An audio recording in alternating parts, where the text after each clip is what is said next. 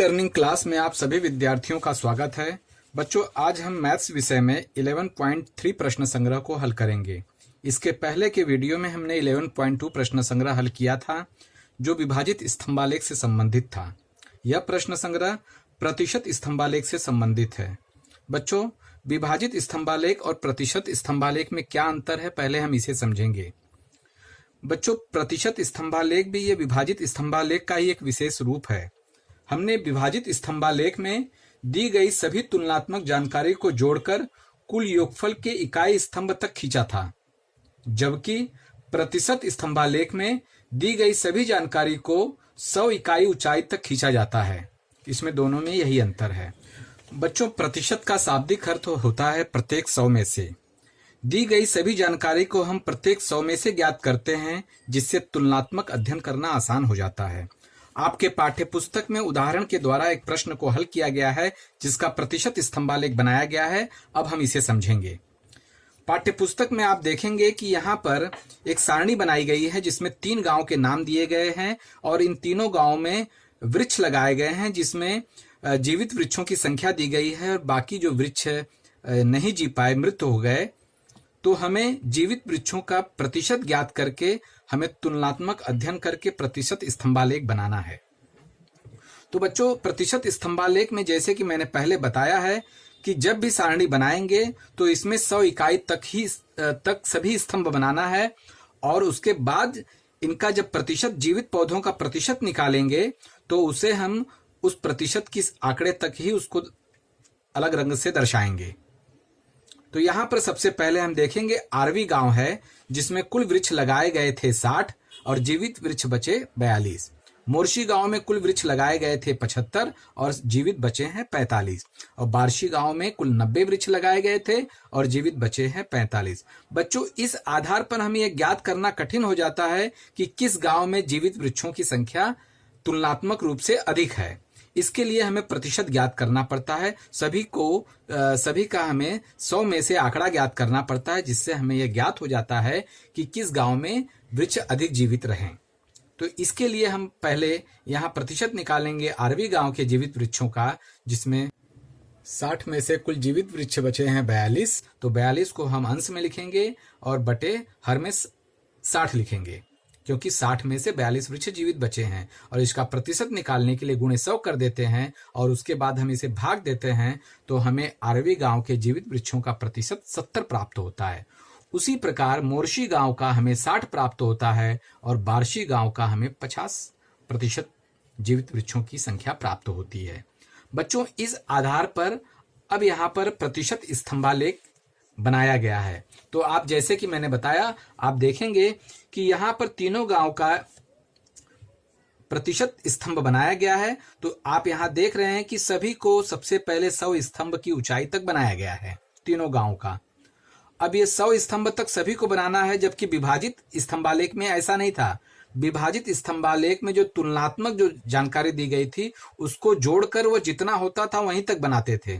लेकिन प्रतिशत स्तंभालेख में सबसे पहले 100 स्तंभ ऊंचाई तक खींच लेना है, और उसके बाद अब यहाँ पर जैसे जैसे दिया गया है वैसे वैसे वहां को नीली पट्टी से यहाँ दर्शाना है। यहाँ पर देखेंगे कि 1 सेंटीमीटर बराबर 10% यहाँ पर दिया गया है, क्योंकि हमें अधिकतम 70 लेना है और न्यूनतम 50 लेना है प्रतिशत।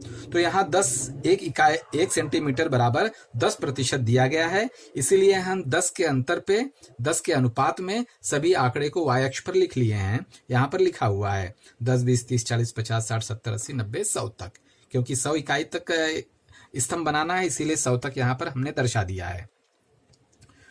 अब यहाँ पर देखना है कि आरवी गांव में जीवित वृक्षों की संख्या कितनी है, क्योंकि यहाँ पर जीवित पेड़ नीले अक्षर से दर्शाना है, नीले कलर से दर्शाना है। तो आप यहाँ देखेंगे कि 70% जो वृक्ष हैं आरवी गांव में जीवित हैं, वह नीले अक्षर से यहाँ पर देखो दर्शाया गया है। तो 70 के सामने नीली पट्टी यहाँ तक बनाई गई है, और शेष यह जो बच गए हैं यह मृत पौधे होंगे यहाँ पर। उसी प्रकार मोर्शी गांव में हम देखेंगे कि यहाँ पर कुल वृक्षों की संख्या 75 थी, जिसमें जीवित 45 बचे थे, और प्रतिशत में हमने इसे ज्ञात किया है तो 60% यहाँ ज्ञात हुआ है। तो हम यहाँ पर 60 तक नीले पट्टी से दर्शाएंगे जो जीवित वृक्षों का संकेत है, और जो शेष सफेद पट्टी वाला भाग है वह मृत वृक्ष हैं जो जीवित नहीं बचे। उसी प्रकार बार्शी गांव में हम देखते हैं कि बार्शी गांव में 50% वृक्ष जीवित बचे हैं और शेष 50% बचे वो मृत हो गए। तो हमने यहाँ पर 50 के सामने नीले पट्टे से दर्शाया है, अर्थात ये जीवित वृक्ष हैं, और बाकी जो यहाँ देख रहे हैं सफेद पट्टा यह भी 50% ही है, तो यह मृत पेड़ हैं। तो इस प्रकार बच्चों आप देखेंगे कि प्रतिशत स्तंभालेख यहाँ पर बनाया गया है। इसी के आधार पर हमें पाठ्य पुस्तक में जो 11.3 प्रश्न संग्रह दिया गया है, इसी प्रकार स्तंभालेख बनाना है, और जहां पर स्तंभालेख बनाया गया है तो उसके पूछे गए प्रश्नों के हमें उत्तर देना है। अब हम 11.3 प्रश्न संग्रह देखेंगे। इसमें सबसे पहला प्रश्न है, निम्नलिखित सारणी की जानकारी के आधार पर प्रतिशत स्तंभालेख खींचिए। यहाँ पर सारणी बनाई गई है जिसमें 8वीं कक्षा का विभाग दिया गया है A, B, C और D, जिसमें ए डिवीजन में अर्थात ए विभाग में कुल विद्यार्थियों की संख्या है 60 और ए श्रेणी में उत्तीर्ण होने वाले विद्यार्थी हैं 45 गणित विषय में। उसी प्रकार बी डिवीजन में कुल विद्यार्थियों की संख्या है 55 और ए श्रेणी में विद्यार्थी जो उत्तीर्ण हुए हैं वो 33 हैं। सी डिवीजन में कुल विद्यार्थी 40 हैं और ए डिवीजन में उत्तीर्ण विद्यार्थी 10 हैं, और डी डिवीजन में कुल विद्यार्थियों की संख्या 75 है और ए श्रेणी में उत्तीर्ण विद्यार्थियों की संख्या 15 है। तो इस आधार पर हमें यह बताना है कि किस कक्षा के विद्यार्थी अधिक संख्या में ए श्रेणी में उत्तीर्ण हुए हैं और किस कक्षा के विद्यार्थी कम संख्या में ए श्रेणी में उत्तीर्ण हुए हैं। तो इसे हमें प्रतिशत स्तंभालेख के द्वारा बताना है। तो जैसे कि हमने उदाहरण में देखा कि हमें पहले ये जो विद्यार्थी जिस क्लास में है उसका प्रतिशत ए श्रेणी में उत्तीर्ण अनुपात क्या है। तो सबसे पहले हम यहाँ पर देखेंगे कि ए डिवीजन वाले विद्यार्थी का प्रतिशत अनुपात निकालेंगे।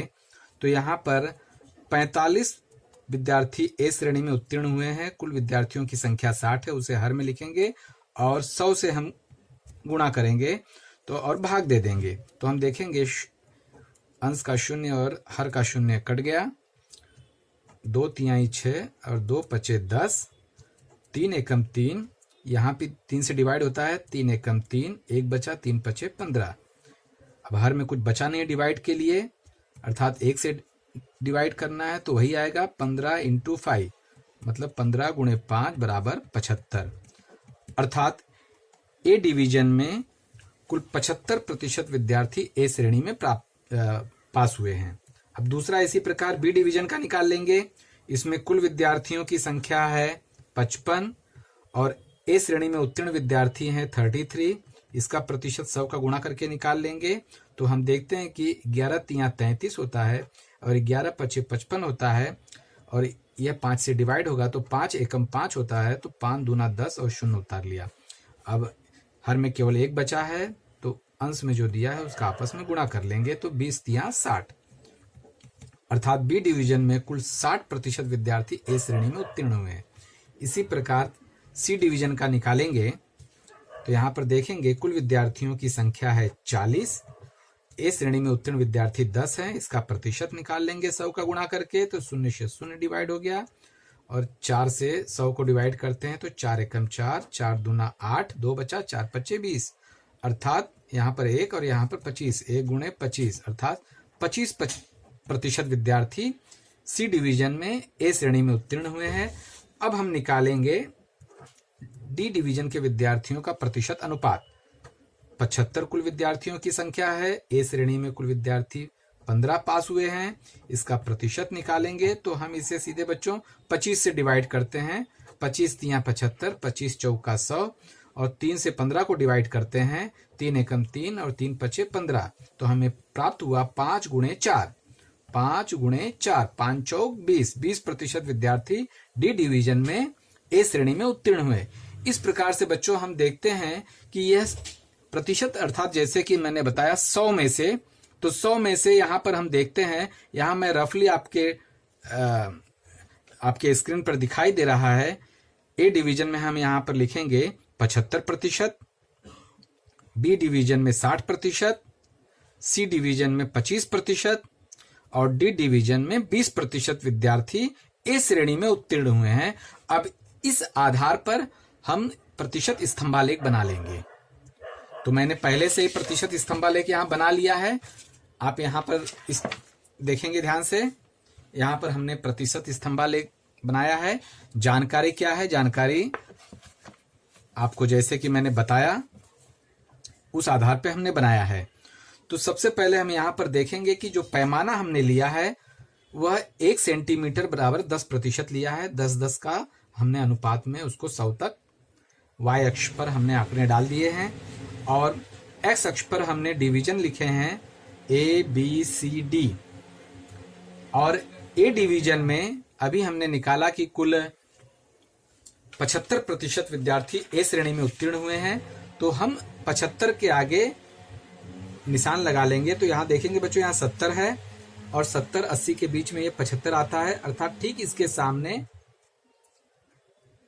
आप बच्चों आलेख पेपर पर बनाएंगे तो इजीली आपको पता चल जाएगा। मैंने प्लेन पेपर पर बनाया है तो इसीलिए मैं थोड़ा अंदाजित ले रहा हूं, लेकिन आप लोग आलेख पेपर पर बनाएंगे तो उसमें ऑलरेडी लाइन खींचा हुआ होता है। तो बच्चों आप देखेंगे मैंने 75 के आंकड़े के सामने निशान लगा लिया है पहले स्तंभ में ए विभाग के। और हम यहाँ पर एक संकेत बनाए हैं कि जो लाइन वाला भाग होगा वह ए श्रेणी वाला होगा और जो ब्लैंक वाला सफेद भाग होगा वह अन्य श्रेणी होगी। तो अब हमने पहले ए विभाग में 75% ए श्रेणी में उत्तीर्ण हुए थे, इसीलिए 75 के सामने हम अब लाइन खींच देंगे। ये 75% विद्यार्थियों का आंकड़ा है और शेष जो सफेद भाग है यह अन्य श्रेणी में उत्तीर्ण हुए विद्यार्थियों का ए डिवीजन का हिसाब है। अब हम बी डिवीजन की बात करेंगे। तो हमने देखा कि बी डिवीजन में कुल 60% विद्यार्थी ए श्रेणी में उत्तीर्ण हुए हैं। तो हमने ठीक 60 के सामने हमें यहाँ पर निशान लगा लेना है और चूंकि ए श्रेणी में उत्तीर्ण हुए हैं तो इसे हमें लाइन खींच लेना है, क्योंकि हमारा संकेत ए श्रेणी का लाइन वाला है और शेष जो बच गए हैं अन्य श्रेणी में उत्तीर्ण हुए हैं। अब हम सी डिवीजन की बात करेंगे। तो इसमें 25% विद्यार्थी ए श्रेणी में उत्तीर्ण हुए हैं। तो 20 और 30 के बीच में ये 25 है। तो ठीक इसके स्केल से देख लेंगे बच्चों, अगर हम बिना आलेख पेपर के खींच रहे हैं तो हमें यहाँ दिखाई देगा कि 25 यहाँ पर आ रहा है। तो इसे हम लाइन खींचकर ए श्रेणी से दर्शा देंगे और शेष अन्य श्रेणी वाले विद्यार्थी होंगे। और डी डिवीजन में हम देखते हैं कि कुल 20% विद्यार्थी ए श्रेणी में उत्तीर्ण हुए हैं। तो अब हम 20 के सामने लाइन खींच लेंगे और उसे लाइन खींचकर निशान द्वारा दर्शा लेंगे कि ये ए श्रेणी के विद्यार्थी हैं और शेष सफेद पट्टी वाला भाग अन्य श्रेणी के विद्यार्थी हैं। तो बच्चों हमने देखा कि पहले हमने 100 ऊंचाई तक सभी स्तंभ को खींच लिया।